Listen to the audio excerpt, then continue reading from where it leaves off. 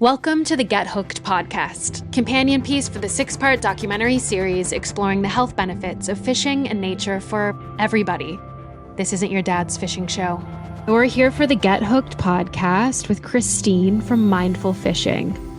Fishing is obviously a very popular sport among men, but the world knows that. In this series, we're trying to shine a light on other humans' experiences with fishing and nature. That is not to leave men out of the conversation. No. To the men, we invite you to continue to make fishing and nature a safe space for anyone who has never seen themselves on the cover of a fishing magazine, and welcome. This episode of the Get Hooked podcast is produced by Boneveld Inc. in association with AMI and OUTtv, and funded by the Bell Fund and Ontario Creates, and is hosted by actor, writer, and fishing-adjacent producer Heidi Lynch. That's me. Hi, Christine. Hi, how are you? I'm really good. How are you doing? Good. Very good. What is the weather looking like out on the water? Actually, we still have a little sheet of ice out on the lake. So it's kind of our shoulder season where waiting for the ice to melt so we can get out in the boat. But I'm all ready to go with that. And rods are rigged and boats charged and just waiting. It's just a waiting game right now. Yeah. Amazing. I'm like dying to hear about your ice fishing season and how it went for you. And if you have any like really great stories from this season to share. Yeah. Well, the fact that there's still ice on the lake in April means that it was a really great season. Yeah. We're on the ice around Christmas time. And my last outing was, mid-March, but that's just for safety reasons. I don't like to go near the end. Some people take risks that I won't, but it was a great ice fishing season, and my first outing was to a back lake, first time targeting brook trout through the ice, and did really well that day. That was a great day. Went with a new friend of mine, and I just loved it because I've never targeted brook trout, and we were successful, and I got to try them fresh through the ice, and that was great. So then the cool. momentum of the season just carried through, and went on to catch my personal best walleye through the ice on Bay of Quinte. Had our 4th annual ice fishing event for Mindful Fishing on Elbow Lake, just north of Kingston, Ontario, and that went really well. And then I ended the season on finding a new location actually on my home lake. I don't get to fish my home lake a lot just because you tend to catch a lot of out-of-season lake trout, and I just don't like doing that. So I tend to go elsewhere. These are like all the best case scenario fishing things. I know like all great anglers say it's called fishing, not catching, but come on, when you go to target a new species, it's also nice to catch, I'm sure. Oh yeah, there's a reason I don't like to target muskie, because they're the fish of 10,000 casts. And I don't know how people do it. I'm sure the thrill of when you finally catch one is amazing and rewarding, but I just need more rewards than that. Yeah, for sure. Oh my gosh. We have an episode coming out today of Get Hooked, the documentary series where they go muskie fishing, but you're going to laugh so hard when I tell you this, because we're filming a TV show and not actually getting to just fish for muskie for 2 12-hour days straight. They probably were actively fishing in the boat for like 3 hours, and we didn't catch. You would be shocked. But we went with this woman named Lisa Goodyear, and she's like she's the best. She's the best. Like, yeah, she is the best. She's so cool. And even just like getting to hear her stories, and like, it took a while for her to teach the anglers the technique. It's a totally different way of casting, right? So it was still an amazing day, and the weather was great, and her boat was really fun. Yeah. But it just became clear to me that like you need 2 12-hour days and sometimes you still might not catch. Nope. And it must be tough being a muskie guide. I had the most respect for Lisa. Yeah. But that, so I actually went out with one of my friends. He's one of the volunteers for my program, and he's also a muskie guide, but he's on the other side of where I live. Yeah. Closer to Belleville, Toronto area. But he's like, so you go out on a 8 to 12-hour day, and you're targeting a fish that you may or may not catch, but even if you do catch a fish, and by the time you reel it in, you unhook it, take your picture, release it, that's fine. But what do you do with the rest of the time? Yeah. Cool. So, the point of that was that, you have to fill that space anyway as a guide, and you have to be really personable, and you have to have good stories, a good boat, good environment, good weather helps. But The actually catching the fish isn't a lot of what they do, right? It's all the other stuff that Lisa fills the time with that makes her so great. Yeah, no, I totally agree and can really see that. Are you able to tell us a little bit about mindful fishing, like what you created and what you believe in and what you do with it? Yes, so mindful fishing, it was actually ice fishing where I had my aha moment and my drive to want to share fishing with other first responders. So I was a first responder working in the federal penitentiary system as an acute mental health nurse and crisis negotiator, and I had a lot of roles in there doing, Con Air inmate flights across Canada, and um, so sadly, through all that time, I developed my own post traumatic stress disorder and had to go off work and get my treatment. And near the end of my treatment, and I was going back to work with the police on their mobile crisis response team. Um, I picked up fishing. It was a great memory from my childhood, something I really enjoyed doing in my free time. Um, and I decided to join Ontario Women Anglers, and that was just to get me more opportunities fishing and to learn more. And so I went to their ice fishing event up on Elbow Lake, where I actually host my ice fishing events now. Mhm. Um, and I had that aha moment just sitting there and watching the fish finder for 8 hours, and nothing was in my brain, like nothing, no intrusive thoughts, no anxiety, no worries about where I was at, if I was safe, the hypervigilance that comes with the disorder. And I really had that moment where there's something magical about this and I need to share this. Mhm. So I had to figure out how to do that. And I luckily had a lot of access to first responders just working in corrections, working in the community with the police, working in hospitals. And I, worked alongside firefighters, paramedics, dispatchers, healthcare staff, police officers, correctional officers. And I was like, you guys got to check this out. Like, you got to see what the magic of fishing is really about, especially since I also met a lot of coworkers that also had their own post traumatic stress disorder. I'm sure. So at that time, that was about 2019, I was going fishing anyway, and I decided just to kind of put it out there on social media and out publicly, just, hey, I'm going fishing. If you want to come and see what it's about, what it's done for me, how I'm able to get well, I'd love to share it with you. So I started just doing one-on-one sessions with people out on the lake or even shore fishing. And then the following winter started taking people ice fishing. And that was great, but I wanted to still build a bit of a community because that's a big part of your healing when you're trying to get better is being you lose a sense of belonging when you develop post-traumatic stress disorder. You want to isolate, you want to just disappear from the world, Yeah. and so it's really important to get back out into society somehow. So to create a safe space for first responders amongst anglers and them, I started hosting annual bass fishing derbies on Charleston Lake where I'm at. And that was a boater volunteer taking a first responder out in the boat for 4 hours. We have a friendly competition, we have a barbecue after, and it's a safe space for people to congregate and to get to know each other. And then future friendships have developed past that. And then I also hold an annual ice fishing event up on Elbow Lake. It's a private lake owned by Queen's University. Mhm. Um, and that's just an open forum for people to come and try ice fishing. I have volunteers at that event as well. And first responders come and just see what it's like to be out in this vast white space and still connect with nature through the ice. And so that's kind of what it's developed into. And now with mindful fishing, I'm just hoping to try and get fishing recognized as a pure form of therapy amongst the medical field, and I get more first responders fishing as part of their treatment program. Yeah.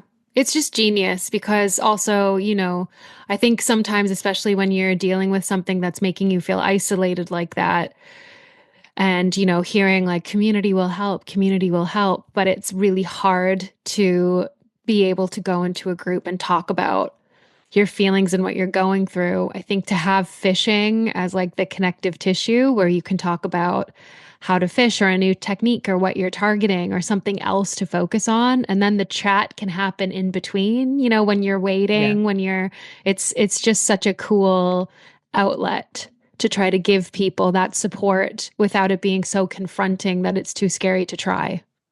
No, and that's the great thing about it too, is that even the therapy is happening while you're side by side. Even, I that's what I love about fishing out on the ice. You can sit beside each other Hmm. and focus on your fish finder. It is impossible. I think it's impossible to ice fish without some form of electronics. Yeah. But you're not in front of each other. You're not face to face. Even in a boat, you're sitting side by side. It's an equalizer. And that those conversations just happen naturally when people feel they're in a safe space. And you know what? If people don't want to talk and they just want to be present and mindful in the moment and just fish and watch the waves on the water, or watch nothing when you're out ice fishing and it's just white and peaceful and calm and vast. It's just whatever you want to do. You're still engaged in therapy. You can do it with your family, you can do it with your partner, you can do it on your own, Yeah. you can do it within a community. There's just so many great aspects to it. It's a very versatile form of therapy. It's not confrontational, right? It's not intimidating, and anybody can do it with any sort of skill set.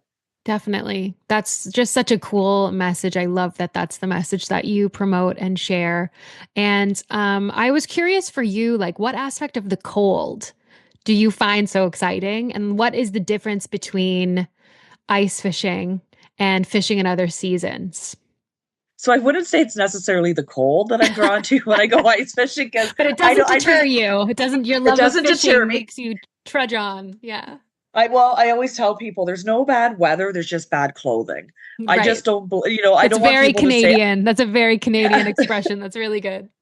I don't want people to not go fishing because they're afraid of being cold. I'm like, well, you don't have to be cold. I bring a heater. I did invest in good boots, and I have my float suit that keeps me warm, and merino wool is a game changer and all that stuff. Yeah. But there is something about breathing that cold air into your lungs when you first hit the ice and you're walking out to your location, and it's crisp and fresh. And just a little side story, my I took my kids to New Orleans in November, and of course it's humid and it's muggy and whatever, and my youngest, a couple days into the trip, said, "Mom, I miss the air at home.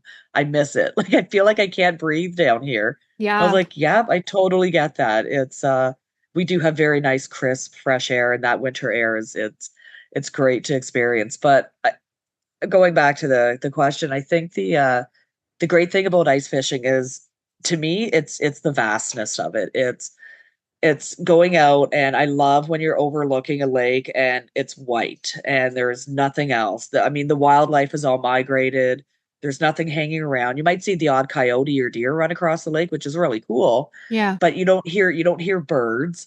You don't hear, motors, and um you just don't hear things. Oh, yeah, the quiet. Yeah. And it's is that my dog or yours? I just I don't think it's mine, but maybe. I don't know. We love dogs. We love dogs. Big fan of Yeah, okay. dogs. It's like they might look like they're napping, but um, yeah. So and that's, and even you're not challenged with winds and weed and current, and well, you are, in a respect, but if you hunker down and you're on your spot on the ice, and whether you're in a tent or you're outside, if it's a nice calm enough day, um, you're just really ruling out a lot of the noise and the stimuli that sometimes you experience in the open water.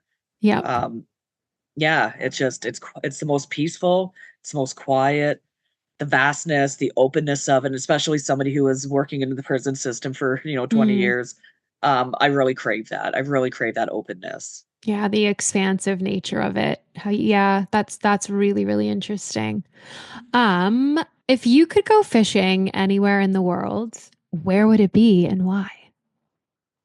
Oh, it would be great. Great Bear Lake for sure, in the Northwest Territories.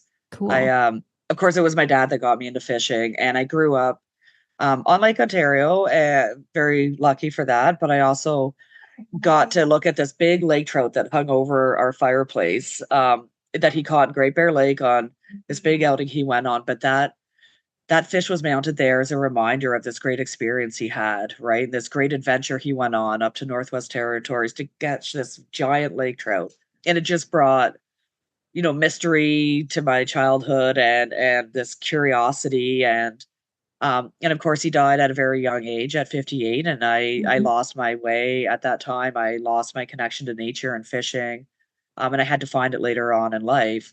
but I know that it would be there. And of course, catching a huge lake trout in the Northwest Territories would be amazing, but it would Yeah. also be the connection to my dad, right? Yeah, definitely. That's so cool. My dad, whole connection to fishing before making this show and before my partner and her friends got obsessed with fishing was just through my dad fishing at the end of the dock.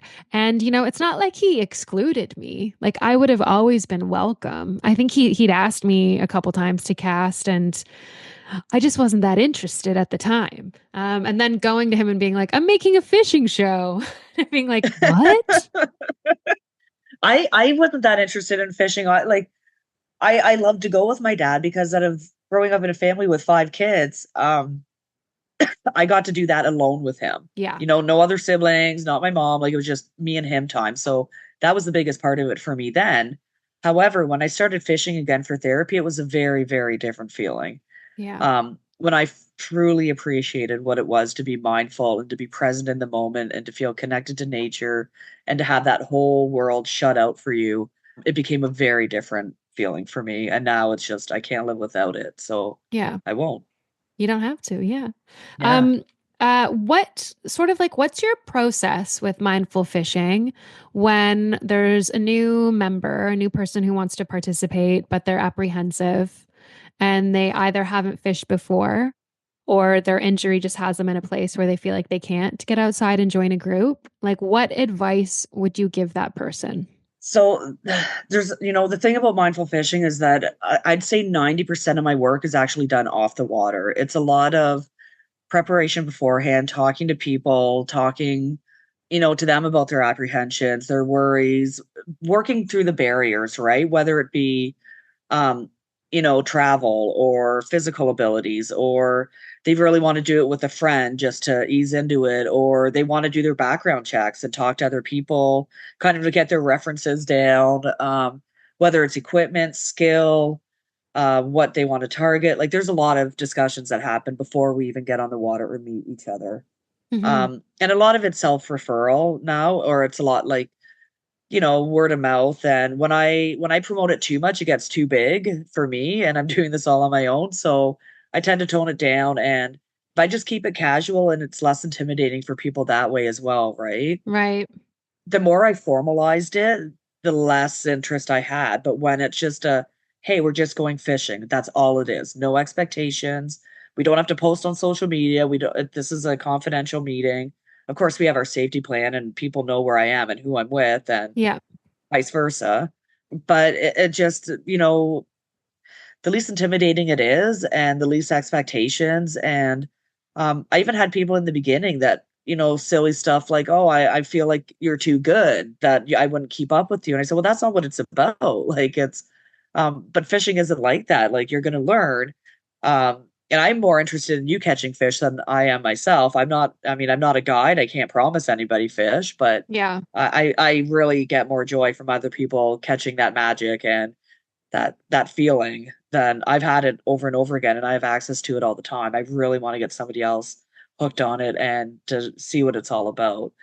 Um, so a lot of it is just the discussions. Yeah, but I have, a plethora of research I'll send people. Like I never have to convince anybody that fishing's therapeutic. Everybody knows it is. Yeah. Um, whether you read anything about it or not. No, definitely. I also find that really interesting, and I don't want to make it a gender thing. And we have some really nice men who are part of Get Hooked who clearly are focused on the experience of fishing and less focused on like how many fish they're catching and how fast and how big and etc. But I would say the mainstream fishing culture that we have in media is focused on that. And it's interesting to hear how that even feeds into these people who have this common ground with you from career or whatever it is, coming into the mindset with you of being like, oh, you're going to be too good. I'm not going to keep up. And you getting to teach them, like, that's actually not what mindful fishing is about. And when you're not doing competitions or you're not watching a fishing show, it really feels like most actual fishing is not about that either. Like you really do see people bringing a cool picnic, having a great chat, and fishing. But I'm just curious because that, that doesn't get represented in the media as much. It was like It really doesn't. cool Yeah. to come across articles about mindful fishing when I was doing research before, and just to be like, oh, this is, I kind of interpret it as a feminist approach because I do think there is something about you being a woman leading it with a new perspective in a different angle. Um, and it's just really beautiful that you get to open up people's eyes. And I was curious, like in general, is it more men that are coming to mindful fishing? Do you see a group of women coming out, or how does that representation look? I almost think it's 50-50. Cool. And I think being a woman definitely is an advantage in this role. I think society still views women as caregivers. We're the provider of life. A lot of nurses are women. So I think that approach makes it very, yeah, it's not intimidating, right? A woman. I don't know that it would be well at all if it was a male doing it. I just don't think it would, and that's just because I myself as a woman, I wouldn't reach out to a man and be like, "Hey, will you take me fishing?" And because then there's just a whole other, well, there's just other Dynamic. stuff Yeah. that happened dynamic, Yeah. and it's happened with me even where I've had men in the early years when, you know, I I wouldn't say I was less lenient on like my boundaries and what Yeah. I expected of people, but there was a couple times where the conversations went a little sideways and I realized mid-trip that their intentions with me were a little different than just therapy. Right. Um, and I was like, "Hey, I'm not into this." And so it's very clear to me that if I'm taking you fishing, your wife needs to know about it. Yep. That's a big one, or Yep. your partner. And this is not, although this can be a confidential outing, it's not a private one, and people Yep. are gonna our close people are gonna know about it. Yep. Um, Definitely. but yeah, so there has been challenges that way as a female angler, but um no, for the most part, I think that if people are coming with the right intention and they want to do it for their wellness, being a woman has really been an advantage in getting people out. Yeah, I think it is just, it's the same with our series Get Hooked. It's not, you know, again, there's wonderful men who are a part of it, but the whole kind of story is told through a female perspective of someone excited and like newer getting into the sport and experiencing new things. And it's just a side of the sport that we don't see often in fishing shows or on television. And I think, we talk about this in other media and like narrative TV shows, but it's like see it, be it's the expression where I think it sometimes we just do need to see ourselves in a space to feel like that space is for us. And I think it's just really cool what you're carving out with mindful fishing in terms of mental health and being a female angler. And I think it's super important. Yeah, going on with that too, I really think it's important that women do become more independent in this sport. I see a lot of women in competitive fishing, or they rely on their boyfriends to take them out, or I can't go fishing because I can't back the boat in. My boyfriend does that for me, or my husband, or whatever. And I think, oh, that the best thing I ever did for myself was learn how to do it myself, right? I Yeah. can trailer my boat and I can put it in and I can, rig my own rods, like take the fish off the hook, whatever little things people need other people to do for them. Hmm. And I really am a big promoter of women learning to do it themselves. That's why I'm a big fan of Ontario Women Anglers. It's a safe space for women to go and learn how to do this stuff themselves.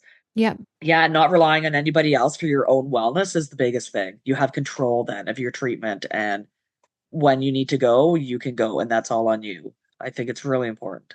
Yeah, and super empowering when you're coming from a disempowered place to have this safe space like mindful fishing to go and learn these tools and to learn that like you can take yourself out and receive the benefits from this. Yeah, I've even had some men ask me to teach them how to trailer a boat. Yeah. And it's funny because they're like, I would never ask another guy. I can't admit that I don't know how to do this. I should know how to do this. My dad should have taught me, or whatever their So apprehensions are. silly. And it's like, yeah, no judgment here, right? That's Yeah. fine. Let's go do it. I have some private parking lots I can teach you. And yeah, it's funny. Some even men have, yeah, they've had to hang their heads a little bit and say, can you teach me how to back my boat in? It's badass. I think that's the mark of a great man, when they realize there's a skill I love it. a very skilled woman has that they'd like to learn. Great. I think that's like that was the coolest part of making Get Hooked, was putting people who are from all different walks of life into different fishing situations, and the like passion of the sport inspires people for this knowledge sharing. They just share knowledge freely because they're all excited. Where I feel like we're used to this really transactional kind of way of operating, but it's like just really sweet to get a group of people who love fishing together and to swap stories and experience and skills. And yeah. Yeah. All my volunteers, actually, the boaters and that I have, they're all males, and they are just the most fantastic people. I would love to have a female come and run their boat and take a first responder with them.